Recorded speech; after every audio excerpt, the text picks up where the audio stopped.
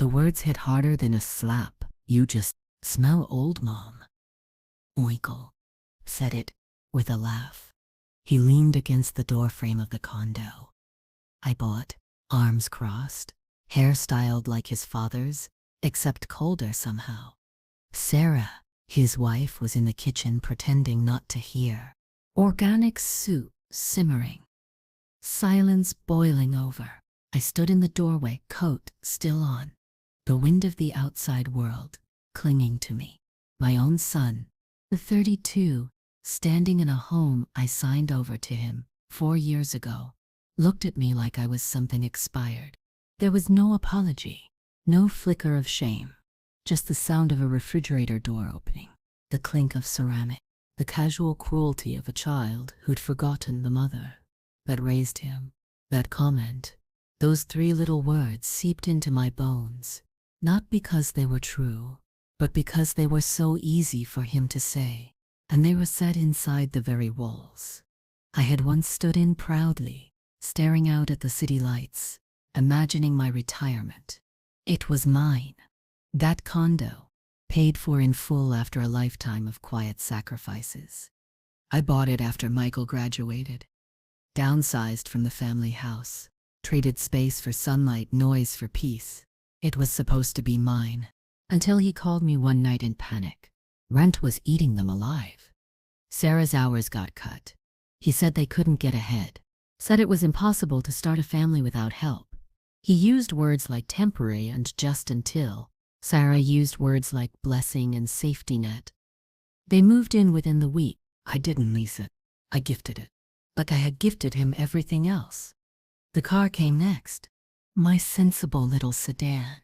Nothing fancy, but it ran clean. I was going to drive it into my 70s. Then his broke down. He panicked. Sarah needed hers. Could they borrow mine for a few weeks? By the end of the month it was registered in his name. I stopped asking, stopped pushing, started walking. Buses, mostly. Sometimes friends. Eleanor would drive me to doctor's appointments. I told myself it was fine. I had my independence. I had my pride. But it was a lie. I swallowed, like dry bread, because pride doesn't protect you when your own child doesn't see you as a person anymore. That day in the condo when he said I smell old, something cracked. Not snapped, cracked. Deep, quiet, like frost finding its way into concrete. And I knew, finally, viscerally, that I wasn't going to die. Someone's forgotten mother. Not in a condo I paid for. Not riding buses while he drove my car. Not while Sarah called me sweet and adorable, like I was some hospice patient. No, I wasn't done yet. They thought they'd taken everything. They were wrong. I didn't say anything to him that day. I just left. Walked out of the condo without my coat zipped, into air so cold it burned. The city lights blurred as I moved. Not from tears. Those would come later. But from a strange mix of disbelief and clarity, like my body had been waiting for this insult to finally wake me up.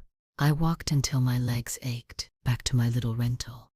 A 1-bedroom with thin walls, a stubborn heater and furniture I didn't pick. Not because I liked it, but because it was what I could afford after signing over my home and my car to my only child. Eleanor was the first person I told. She didn't gasp. She didn't offer some tired platitude like he didn't mean it. She just listened. And when I got to the part about the insult, her expression didn't even flicker. He said it in your condo? While driving your car? She asked, voice low and flat. I nodded. She poured us both a drink. Something dark. I didn't ask what. She said it in front of me like it was a contract. That, she said, is unforgivable.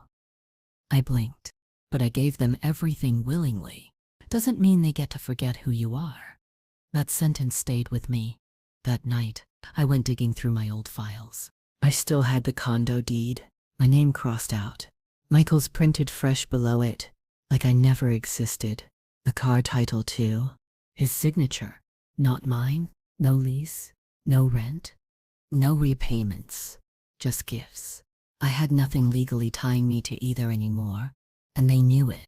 That's why he could say something so venomous and smile. While doing it, I had no leverage, no claim, just memories. Eleanor made a call the next morning. She knew someone, an attorney, good, discreet, and most importantly, not afraid of family drama. I wasn't sure what I expected when I met him. Some cold legal type. But Mr. Harrison was soft-spoken, curious. He didn't interrupt. He asked questions I didn't even know I had answers to. Did I have anything still in the condo? Yes. Boxes, my dresser, my photo albums. They let me store them in the second bedroom. That mattered. Technically, he said, they're holding your property. If they've denied access or delayed it, that could be actionable. It wasn't a home run, but it was a foothold. I didn't want to sue my son, but I did want my life back. So we started small. A letter, not a threat, just a firm, formal request. I was seeking access to my personal belongings stored at the condo. That's it. Michael's response. Silence. For 2 weeks. Then an email from Sarah. The timing isn't great. We're doing some light renovations. We'll be in touch soon. Soon never came. Mr. Harrison sent a second letter. This one sharper. Legal consequences for obstructing access to stored property. Specific dates. A request for cooperation. This time they answered, but not with kindness. I got a phone call. Michael didn't ease into it. He called me mid-morning. No greeting, just rage. Mom, what the hell is this lawyer stuff? I held the phone away from my ear for a moment, breathed. You didn't respond to my requests, I said calmly. I had no choice. No choice? He snapped. You could have just asked like a normal person. I did, Michael. Twice. I have the emails. He went quiet for a second. And this is about that stupid comment, isn't it? Jesus, Mom, I didn't mean it. You're really going to burn everything over a joke? That word, joke. I closed my eyes. It wasn't a joke. And this isn't about a single comment. It's about everything that came before it. You gave us the condo. The car? You can't just take them back. I know exactly what I gave, I said, voice like iron. And I know exactly how you've treated me since. Silence again. Then in the background, Sarah's voice, put it on speaker. She came on sweet and slow, like syrup hiding a splinter. Hi, Mom, she said, tone sugary. We're just really confused. This all feels so extreme. I thought you were happy we were settled. In the home I bought, I replied. Her voice tightened. You gave it to us? Yes. As a start, not a surrender. She didn't respond. Michael cut in. You know we can't just move out. That's not realistic. We've built our life here. I almost laughed. Then maybe you should have thought about that before calling your mother a walking expiration date. He went quiet. Sarah sighed. So what do you want, Mom? To say it. I looked out my window at the leafless tree by the curb. Stark, still alive. I want my things, I said. The furniture, the photo albums. What's mine? And then what? We'll see. That was the truth. I didn't know if I had the strength to push for more, but I was going to find out. 2 days later, the lawyer sent Mr. Harrison a letter, dismissive. Legal ownership had been transferred. Gifts were irrevocable. I had no standing to reclaim anything. Oh, and my emails, they claimed, constituted emotional manipulation. They wanted me quiet, cornered, embarrassed. Instead, they got the opposite. Mr. Harrison filed a motion. It wasn't about the condo. Not yet. It was about the belongings. I was going to walk back into that space, with witnesses, and take back the first pieces of myself. And if they tried to stop me, let them try. The court date for the belongings came quicker than I expected. Mr. Harrison had warned me. It won't be emotional. Judges don't care about insults or bad behavior. Just facts. That was fine, I had facts. The condo was in Michael's name. Yes, but my things were still inside. The dresser that used to belong to my grandmother, the boxes of photo albums, the shelves of books with dog-eared pages and handwritten notes in the margins. They weren't worth much money, Maybe. But they were mine. And now they were being held hostage by people who treated me like a ghost. Michael and Sarah didn't show up to the hearing. Their lawyer did. He looked smug, like he'd already won. Tried to claim they had every intention of giving me access, just not under duress. The judge didn't buy it. She ruled in my favor immediately. A formal pickup time was set. Tuesday at noon. 2 movers. 1 hour. Supervised entry. No delays. No excuses. And so that following Tuesday, I stood in the hallway of my old condo, now technically theirs, waiting for the door to open. Michael answered it. He looked tired. Older? Not smelling old. Just worn. His jaw was clenched tight. Sarah was behind him, arms folded. The second bedroom door was open. My boxes were stacked neatly. Too neatly. Like a showroom display. Everything's in there, Michael muttered. We didn't touch anything. I nodded. Thank you. The movers began working. I stood at the doorframe, quietly directing them. No one spoke, but the silence was heavy. At one point, I picked up a small, worn photo album. The kind with plastic covers and photos slightly curled at the edges. Inside, Michael, 6 years old, grinning with chocolate on his face. I turned the page. Michael in his graduation gown. Michael holding his first job offer.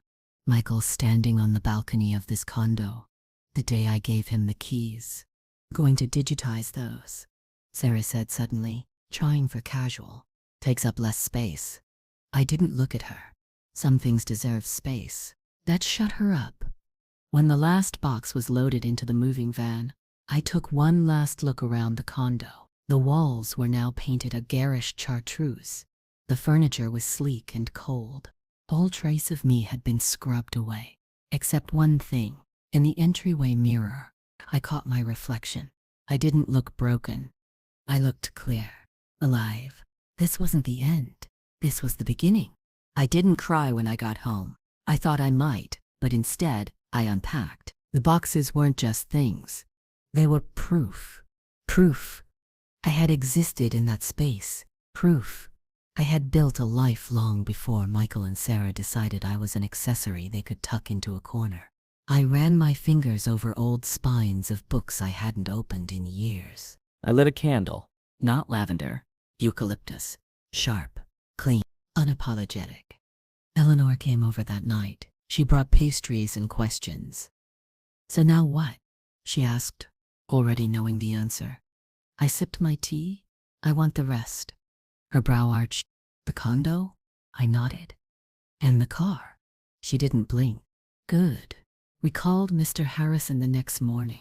I told him everything, how the gift had never been about surrender, how it was offered with a sense of trust, a belief that I was helping them start, not replacing my own ending.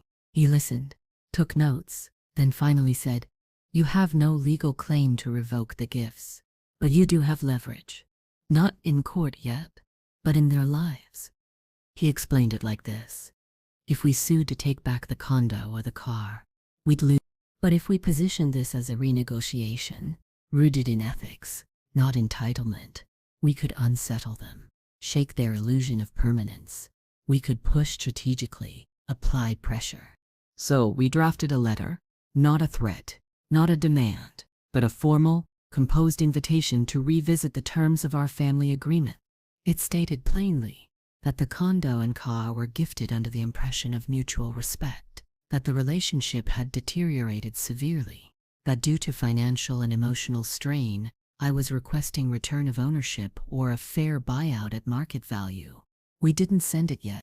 Mr. Harrison advised I give them one last chance to talk, face to face. They need to see what they're about to lose, he said. I didn't fully understand what he meant until I walked into that mediation room, a week later, and saw Sarah's hands trembling. Sarah looked like she hadn't slept. Michael was tense, eyes darting like he was scanning for exits. The mediator, a soft-spoken woman named Nadine, sat between us, calm and unreadable. I sat across the table from them, spine straight, my lawyer beside me. Mr. Harrison didn't say much at first. He didn't need to. Michael opened the conversation, but not with an apology. Look, Mom, we didn't mean to upset you. This whole legal stuff, it's spiraling. Can't we just talk like family? That's what this is, I said. A talk with consequences. Sarah flinched slightly. Nadine leaned forward. Mrs. Callahan is here today to discuss concerns regarding the property and car, correct? Mr. Harrison nodded, and the nature of the original agreement. Michael sighed loudly. It wasn't an agreement. It was a gift. She said it was ours. Mr. Harrison spoke then, tone precise. Gifts can still carry expectations, especially within family. Especially when the gift giver is now financially and emotionally strained due to the transfer. Sarah broke in. Strained? She lives alone. She volunteers. She has friends. It's not like she's homeless. As my voice was steady, I live in a one-bedroom rental. I walk to get groceries. I had to borrow a friend's car to get here. They didn't respond. Mr. Harrison slid the letter across the table. Our client is requesting the return of her vehicle, and either the condo or its current market value. This is not a lawsuit.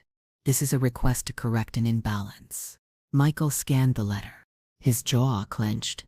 We can't just move out. We've put money into that place. Then you can buy it, I said. Sarah snapped. With what? We're not rich, like you. I laughed short and bitter. Rich? You think I had money just lying around? That condo is my retirement. That car was my last one. I gave them because I believed in you, not because I had more. That quieted them. Nadine leaned in. This is not about winning. It's about compromise, about restoring dignity. Sarah scoffed. You think this is dignified? Dragging us into court? I looked directly at her. No, Sarah. What wasn't dignified was standing in the home I paid for and being told I smell old. The air froze. Even the mediator shifted slightly. Michael opened his mouth, then closed it. Nothing he could say would make that vanish. No joke. No excuse. No charm. Silence held, and in that silence I realized they weren't strong. They were scared. They had built their comfort on a lie. The meeting ended with no resolution, but they knew now I wasn't bluffing. And the woman they thought they buried under gifts was wide awake and climbing. The next few weeks were a war of whispers. Michael sent texts. Not often, always short. Are you sure this is what you want? You're ruining everything. We're your family. He never said sorry. Not once.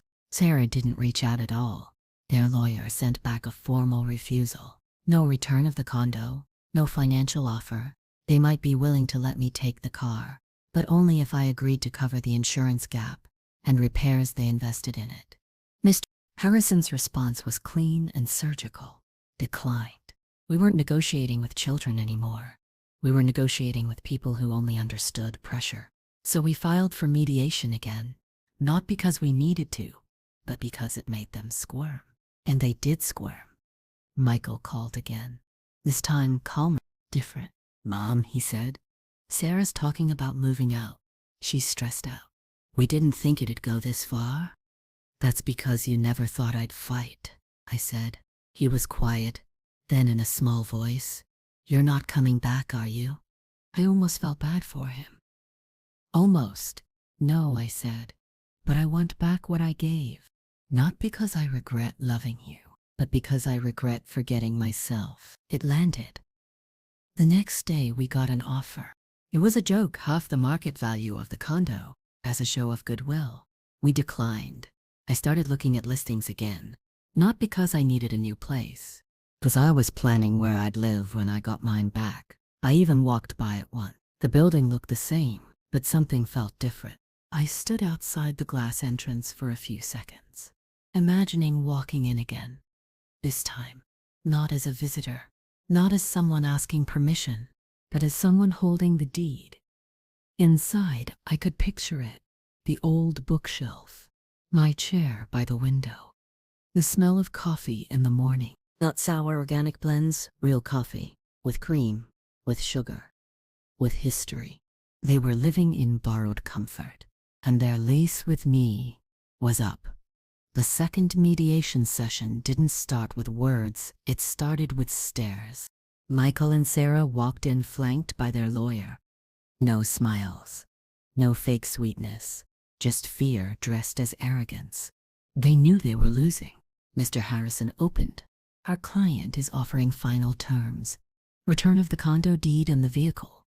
In exchange, she will forego any claims to reimbursement for past financial support or damage. Sarah scoffed. Damage? We've maintained everything. Mr. Harrison didn't flinch, and yet denied her access to her own belongings. Lied about renovations. Registered her car in another name, all while benefiting from her generosity. Nadine, the mediator, looked at them. Have you considered the cost of dragging this further? Michael's voice cracked. We can't just leave. We don't have that kind of money. You had it when you bought new furniture. I said, when you took trips? When you registered the car and called it a favor? Sarah folded her arms. So this is about money after all. No, I said. It's about respect, which neither of you can afford to give. For a moment it was like time held its breath. Then Nadine cleared her throat. There's a third option, she said carefully. A negotiated buyout. Return the car. Agree to vacate the condo within 60 days. You keep your dignity. Mrs. Callahan gets her home. They whispered furiously with their lawyer. Michael looked at me, really looked. Not as a resource. Not as a bank. Not as a woman who smelled old. But as someone who had beaten him without yelling. Without cruelty. Just by refusing to stay small. Well, agree, he said finally. Sarah's jaw clenched, but she nodded. Mr. Harrison asked for it in writing. Signed, dated, legally binding. And just like that it was done. I was getting the condo. I was getting the car.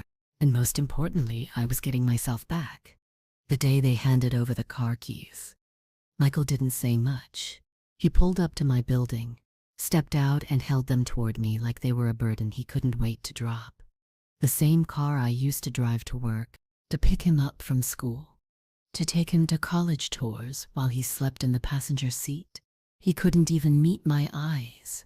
I took the keys, not out of spite, but because they were mine. Thanks, I said. He gave a hollow nod. We'll be out of the condo by the end of the month. That was it. No apology, no recognition, just a transaction. He turned to go, but I stopped him. Just one more thing needed to be said. I loved being your mother, Michael. Still do. He turned slightly. But that doesn't mean I'll let myself be used. He didn't reply. Just walked away and got into another car. Sarah's probably. They drove off, shrinking into traffic like strangers. I stood there for a while, then slid into the driver's seat. The leather was familiar. The steering wheel still fit my hands perfectly. I rolled down the window, turned on the radio, and I drove. Not to run errands, not to pick anyone up. I just drove around the city, through old neighborhoods, past the school Michael once attended, past the park where I used to push him on the swings. Every place whispered a memory, but none of them had power over me anymore. I was no longer a supporting character in my own story. I was writing new chapters now. And when I pulled into the condo driveway that weekend, holding my new keys, my name back on the deed, I didn't hesitate. I walked in like I belonged, because I did. I painted over the chartreuse walls first. They'd chosen that color, Sarah, most likely. Loud, trendy, soulless, like everything else they tried to build on top of my life. I picked a soft slate blue instead. It reminded me of early mornings, quiet strength, storms that pass but leave the sky beautiful. The condo felt strange at first, like I was trespassing in a place I used to own. But the second night in, I lit a candle, pulled out an old quilt, made a cup of real coffee with too much cream, and I felt something settle. Peace. My books lined the shelves again. My grandmother's dresser stood tall in the corner. The windows caught the sunset, the way they always had, like they were holding it just for me. It didn't smell old. It smelled like eucalyptus coffee, wood polish. It smelled like survival. like freedom. I thought I'd feel triumphant when I got everything back, but what I felt instead was steadiness, not revenge. Reclamation. I hadn't just reclaimed a car, or a condo, or a sense of space. I had reclaimed the part of me that forgot she mattered, the part that kept giving even when she was empty, the part that stayed quiet while others took loudly. That part was home now. Fully. Eleanor came by the following weekend. She brought wine and a hammer. You gonna hang those pictures or just let them sit there like ghosts? We laughed. Real laughter. The kind that hits your ribs and stays there. As we worked, she paused by the front door. You know, she said, a lot of women wouldn't have fought. I know, I said. But you did. I looked around at my space, my name on the mailbox, my things where they belong, and I smiled. I didn't come this far to smell like anything but strength. Outside, the city moved on, unaware, unbothered. But inside, I stood taller than I had in years. The woman who had been told she smelled old now smelled like paint and power and promise. And I liked it very much.